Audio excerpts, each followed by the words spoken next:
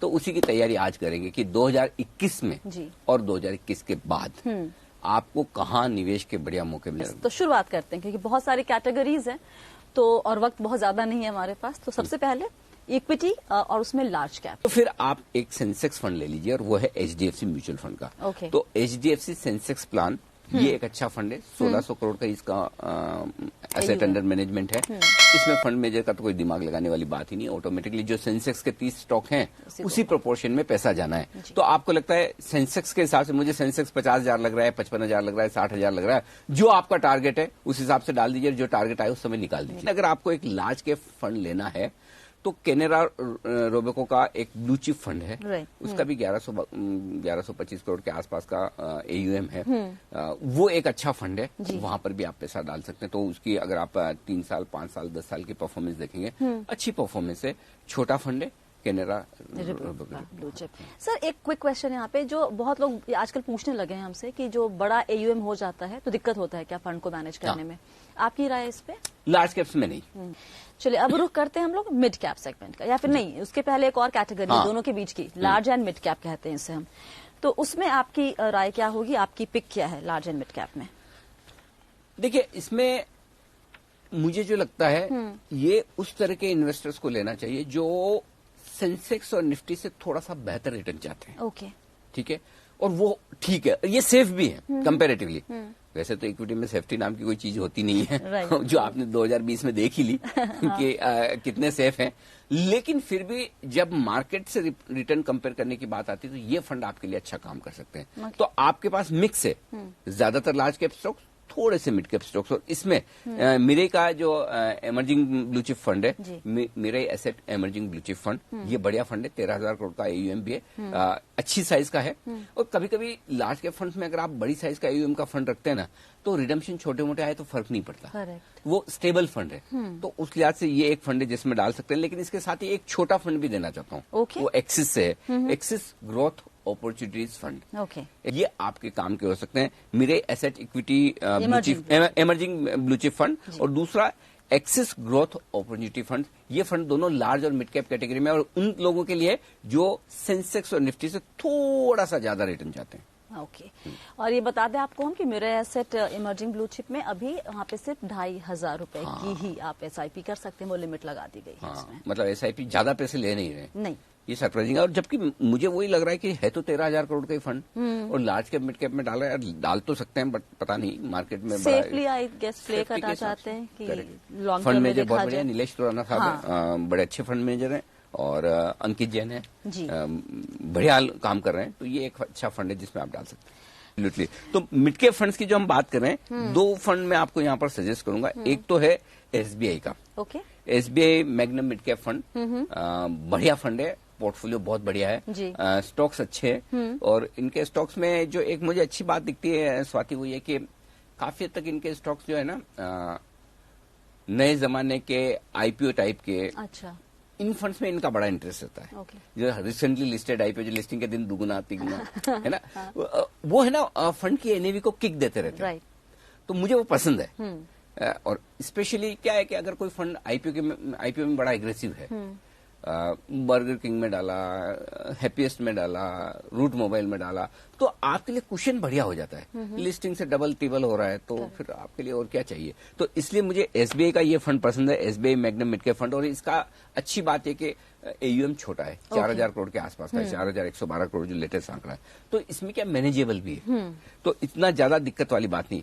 दूसरा फंड है वो डीएसपी का है, DSP mid cap fund, 9,000 9,500 crore का एयूएम है, थोड़ा सा बड़ा है, लेकिन performance over period of time बढ़िया है। मतलब 10 साल की परफॉर्मेंस आप 14-14.5% की सीएजीआर से देखेंगे, बढ़िया परफॉर्मेंस है, कहीं कोई दिक्कत नहीं। Vineet Sambare season fund manager है, बढ़िया फंड मैनेजर है, अच्छा काम कर रहे हैं, तो मुझे वो फंड भी पसंद है। ये दोनों फंड अच्छे हैं, यहाँ पर आप पैसा लगा सकते हैं, कोई दिक्कत नहीं। फंड बता दूं मैं आपको, कोटक का एक स्मॉल कैप फंड है, पंकज टेबरेवाल, वंडरफुल, 2,100 करोड़ के आसपास का मार्केट कैप है, छोटा है, मैनेजेबल है। इसमें एक ध्यान रखिए, जो बड़े एयूएम वाले फंड हैं, जिनमें एसेट्स ज्यादा हैं, जिनमें फंड की साइज बड़ी है, पैसा मत डालो। उसमें पैसा नहीं बनेगा। छोटे फंड में बनेगा। लेकिन छोटे फंड में होता क्या है प्रॉब्लम, ट्रैक रिकॉर्ड आपके पास ज्यादा नहीं होता फंड का, या ट्रैक रिकॉर्ड आपके पास फंड मैनेजर का नहीं है। लेकिन यहाँ पर है, पंकज टिब्रेवाल का ट्रैक रिकॉर्ड है, अच्छा काम कर रहे हैं, बढ़िया है। तो कोटक वाला फंड ये एक परफेक्ट है। दूसरा है एसबीआई का स्मॉल कैप फंड। अरे ये तो मेरा फेवरेट है, मतलब अब से नहीं सालों से फेवरेट है। 6200 करोड़ के आसपास का एयूएम है। बहुत ही बेहतरीन तरीके से ये एसबीआई का स्मॉल कैप फंड मैनेज किया श्रीनिवासन साहब है जी। और बढ़िया फंड है और पोर्टफोलियो सुपर। तो ये दो फंड है जो आप स्मॉल कैप के बेस पे डाल के रखिए आराम से, इसमें कहीं कोई दिक्कत वाली बात। सर एक सवाल पूछे यहाँ पर आपसे, दो अगर आपने कहा छोटा फंड मतलब एयूएम हो तो बेहतर है, जब बड़ा हो जाता है वो आज 2000 है कल को वो 8000 हो जाएगा, तो उस वक्त क्या स्विच करने की जरूरत पड़ती है निवेशकों को, आपको लगता है, या फिर क्या करना? बहुत अच्छा सवाल है स्वाति। उस समय आपको क्या करना है, उस समय आपको देखना है कंपेयर करके कि भाई मतलब क्या होता है, आदमी को 100 मीटर दौड़ना है तो बहुत तेज दौड़ लेगा, क्या उसी स्पीड से 5 किलोमीटर थोड़ी दौड़ पाएगा? करेक्ट। तो अगर आपका फंड छोटा है और आप अच्छे से मैनेज कर रहे हो ठीक है, लेकिन क्या फंड बड़ा होने के बाद भी वैसी परफॉर्मेंस दे रहे हो, तब आपको पीयर से कंपैरिजन करना है उसी कैटेगरी के दूसरे फंड्स कैसे कर रहे हैं। और अगर उसके मुकाबले में आप ठीक से नहीं मैनेज कर पा रहे हो तो फिर सोचो, एडवाइजर से पूछो, फिर स्विच करो। देखो स्विच करने में भी 50 झंझट है, इतना आसान काम नहीं है, क्योंकि आपको टैक्स का एंगल देखना है, रिटर्न्स, अगर अच्छा स्विच तभी करना है ना जब आपको वाकई में बेटर ऑप्शन मिले। Absolutely. और 1-8% ऊपर नीचे के लिए स्विच करना भी नहीं चाहिए। तो ये डिसीजन लेने के पहले आपको ये दोनों चीजें देखनी कि जिसमें आप जाना चाहते हैं वो कैसा है, और पिछले कुछ समय का परफॉर्मेंस बड़ा होने के बाद क्या फंड परफॉर्म नहीं कर रहा है। जैसे बच्चे बड़े हो जाए फिर अपने हिसाब से चलते हैं वैसा फंड बड़ा होने के बाद वैसा चल रहा नहीं चल रहा जैसा आपने सोचा था, वो देख लीजिएगा। ओके चलिए, अब एक आखिरी कैटेगरी इक्विटी की, थोड़ा उसमें रायता फैला हुआ है अभी उस कैटेगरी में। मल्टी कैप और फ्लेक्सी कैप दोनों आ चुका है, तो कुछ हैं जो अब फ्लेक्सी कैप में चेंज हो चुके हैं, कुछ पुराने मल्टी कैप में हैं। आप किसी में भी कोई रिकमेंडेशन देना चाहेंगे? अभी इसमें रायता पूरा फैला नहीं, फैलना बाकी है, ठीक है। हाँ, तो थोड़ा अभी और कुछ समय तक कंफ्यूजन रहेगा। एक बार ये पूरा जो नई गाइडलाइंस आई है सेबी की कि मल्टी कैप फंड्स में 50% ही आप लार्ज कैप रख पाएंगे, 25% मिड कैप और 25% स्मॉल कैप होने, प्लस एमफी की नई लिस्ट भी आएगी कि कौन से लार्ज कैप है, कौन से स्मॉल कैप है, कौन से मिड कैप्स हैं। उसके बाद आपको समझ में आएगा कि अलग अलग फंड क्या क्या करते हैं। तो मैं एक सिंपल चीज है कि इसमें मैं ये कहूंगा कि पहली चीज तो ये कि नया निवेश ना करें तो भी चलेगा। अगर आपका पुराना इन्वेस्टमेंट है उसी को होल्ड करिए, लेकिन फिर भी वो मतलब दिल के करीब तो है ये फंड, क्योंकि इसमें है ना मैं फंड मैनेजर की इंटेलिजेंस चेक करता हूँ। एब्सोल्युटली, ये कितना होशियार है ना। तो वो चेक करने का सबसे बड़ा फंड यही है, बेस्ट। फंड मैनेजर की बोल रहा हूँ, फंड हाउस की इंटेलिजेंस अलग तरीके से चेक करूंगा। ये फंड मैनेजर की इंटेलिजेंस चेक करने का फंड है, जिसमें फ्लेक्सी फंड या मल्टी कैप फंड। तो इसमें फिलहाल में चूंकि बदलाव होने, इसलिए मैं ऐसा नहीं कह रहा कि दूसरे फंड अच्छे नहीं है, लेकिन जहां बदलाव हो चुके हैं या करने की अब आगे जरूरत नहीं, उस हिसाब से मैं आपको सिर्फ एक फंड रिकमेंड करूंगा, और वो है Parag Parikh long term equity fund. ये आप डाल सकते हैं, 5700-800 करोड़ का एयूएम है, परफॉर्मेंस के बहुत ही बढ़िया है, कहीं कोई क्वेश्चनेबल नहीं है, बढ़िया फंड है और अच्छी परफॉर्मेंस दे रहा है। फंड मैनेजर सारे सीजन है, बढ़िया एक्सपीरियंस है। ये एक फंड है फ्लेक्सी कैप में जो आप डाल सकते हैं। चलिए, तो फ्लेक्सी कैप में आपके सामने एक रिकमेंडेशन अनिल जी की तरफ से। अब हम इक्विटी कैटेगरी पूरा कर चुके हैं, उसमें एक हाइब्रिड और मैं करना चाहता हूँ, जो इक्विटी और डेट मिक्स। हाँ, वो हम अभी इक्विटी खत्म हो गया, क्योंकि उसमें बाकी और भी है, वैल्यू फंड, कॉन्ट्रा फंड, लेकिन हम वहां तक नहीं जाएंगे। हाइब्रिड में दोनों का क्योंकि मिक्स होता है, डेट और इक्विटी का, तो उसमें बहुत लोग कहते हैं कि अगर पहली बार निवेश कर रहे हैं और इक्विटी से भी बहुत डर लगता है, थोड़ा सेफली खेलना चाहते हैं, दोनों का मिक्स एक बार एक्सपीरियंस कर लीजिए, फिर आप इक्विटी में जाइए पूरा। तो वैसे में आपकी रिकमेंडेशन क्या होगी सर? देखिए स्वाति, इस फंड में मैं है ना फंड हाउस को चेक करता हूँ। अच्छा, हाइब्रिड के लिए? हाइब्रिड में हाइब्रिड में क्या है, फंड हाउस की थ्योरी, उसकी फिलोसॉफी और उसके सिस्टम प्रोसेस कितने मजबूत है। क्योंकि बेसिकली हाइब्रिड फंड में क्या होता है, वक्त के साथ वो इक्विटी में चले जाते हैं, वक्त के साथ डेट में आ जाते हैं, अपना एक्सपोजर इक्विटी डेट में कम ज्यादा करते रहते हैं। कि मार्केट बहुत खराब है तो इक्विटी में बढ़ा देंगे पैसा, मार्केट बहुत अच्छी तो इक्विटी से निकाल के डेट में जाते रहेंगे। अभी एक्चुअली देखा जाए तो उल्टा साहब, इक्विटी हाईएस्ट लेवल पे, डेट लोएस्ट लेवल पे, लेकिन डेट में अभी पैसा डालेंगे लोएस्ट और ब्याज दरें बढ़ गई तो वो भी एक रिस्क है।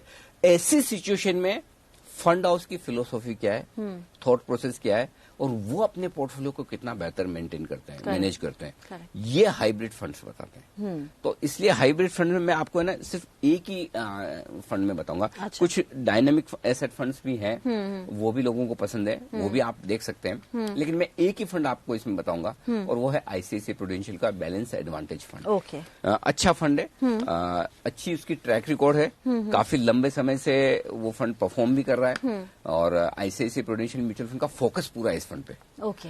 कई बार क्या होता है, एक चीज और आपको समझनी चाहिए, कई बार क्या होता है कोई फंड ऐसा है जो ये हमारे पास भी होना चाहिए। ऐसा ना मेरी वार्डरोब पे अच्छा एक बंद गले का जैकेट भी होना चाहिए, एक ऐसा सूट भी होना चाहिए, कि ऐसी जैकेट भी होना चाहिए, उस तरह का। अब वो मैं भी साल 2 साल में एक बार पहनूं, फिर भी होना चाहिए मेरे पास। कई सारे फंड हाउस इस फंड को इस तरह से रखते हैं कि एक होना चाहिए, भी पड़ा है किसी को, बहुत सारी कैटेगरी है तो उसमें सब भर दो। किस फंड हाउस का वाकई में फोकस है। तो आईसीआईसीआई प्रू में मुझे जो अच्छी बात लगती है कि फंड मैनेजमेंट के मामले में निमेश शाह, एस नरेन, इन दोनों का फोकस इस फंड पर है। आज से नहीं, पिछले 3-4 सालों से।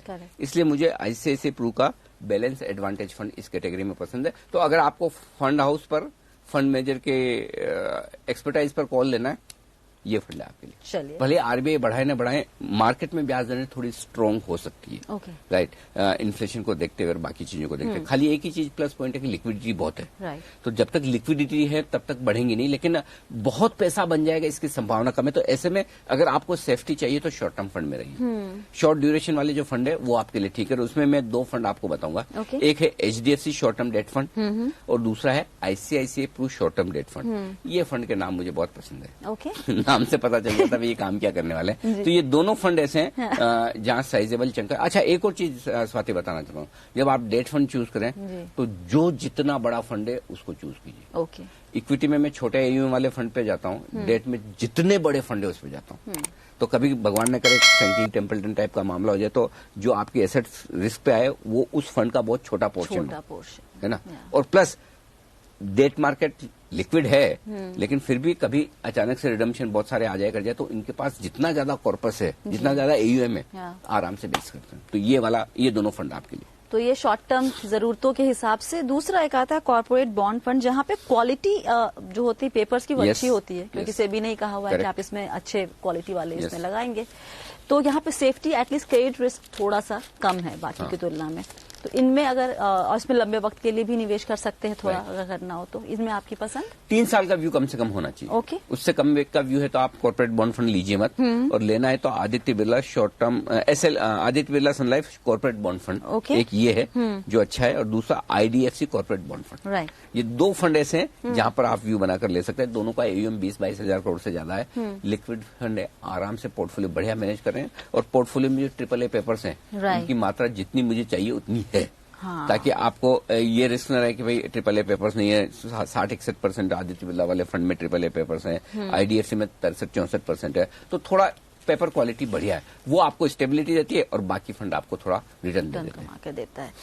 और आखिरी 2 फंड पे नॉर्मली लोगों का लगता है कि वहां पे रिस्क एकदम नहीं है। एक तो बैंकिंग पीएसयू और एक गिल्ड। हम गिल्ड को भी साइड कर देते हैं, आज हम बैंकिंग पीएसयू पे फोकस करते हैं। लोगों को इसमें रिस्क है ही नहीं। ये थोड़ा गलत है मानना। रिस्क 2 तरह की है। एक क्रेडिट रिस्क और दूसरी ब्याज दरों की रिस्क। तो ब्याज दरों की रिस्क तो हर एक फंड में है। क्रेडिट रिस्क गिल्ड्स में तो 0 है। पीएसयू फंड्स में आप नहीं के बराबर मान सकते हैं, ये तो कभी नहीं कह सकते कि नहीं है, नहीं के बराबर है। इसलिए मैं कई बार बैंकिंग और पीएसयू फंड्स को रिकमेंड भी करता हूं कि आप बजाय गिल्ड के ये ले लें, हल्की सी रिस्क के साथ ले रहे हैं तो ऐसे में 2 फंड है। यहाँ भी आदित्य बिरला वाला बैंकिंग एंड पीएसयू फंड है, वो अच्छा है, वो ले सकते हैं। 15,000 करोड़ के एयूएम वाला अच्छा फंड है, बड़ी साइज का फंड है। यहाँ मैं बड़ी साइज देखता हूँ तो ये ले लीजिए। और दूसरा एक और फंड है आईडीएफसी वाले। समाओ आईडीएफसी के फंड और आदित्य बिरला के डेट फंड दोनों अच्छा कर रहे हैं और पोर्टफोलियो भी ठीक है। तो ये 2 फंड है आपके लिए जहां पर आप पैसा लगा सकते हैं।